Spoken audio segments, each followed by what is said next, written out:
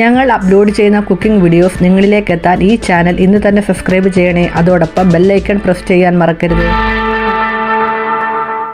Hi കൂട്ടുകാരെ, പുതിയൊരു വീഡിയോയിലേക്ക് എല്ലാവർക്കും സ്വാഗതം. നമ്മളിന്ന് ഉണ്ടാക്കാൻ പോകുന്നത് നല്ല ടേസ്റ്റുള്ള ഒരു തൈര് മുളകാണ്.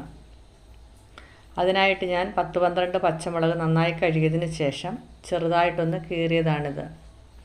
അതിലേക്ക് കുറച്ച് ഉപ്പ് കൂടി ചേർത്ത് ഇളക്കി വെക്കുക. എന്നിട്ട് ഒരു പാനിൽ 2 ടീസ്പൂൺ വെളിച്ചെണ്ണ ഒഴിച്ച് ഉപ്പ് പുരട്ടി വെച്ചിരിക്കുന്ന പച്ചമുളക് ഫ്രൈ ആക്കി എടുക്കുക.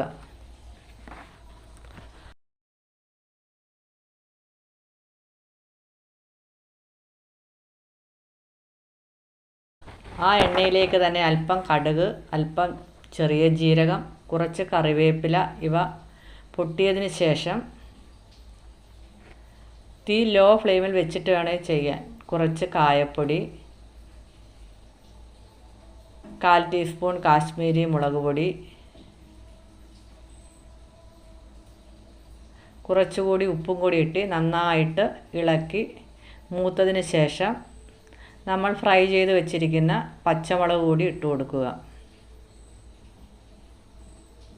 അതും കൂടി ഒന്ന് ഇളക്കിയതിന് ശേഷം സ്റ്റൗ ഓഫ് ചെയ്യുക. എന്നിട്ട് ആവശ്യത്തിന് തൈര് ഒഴിച്ചു കൊടുക്കുക.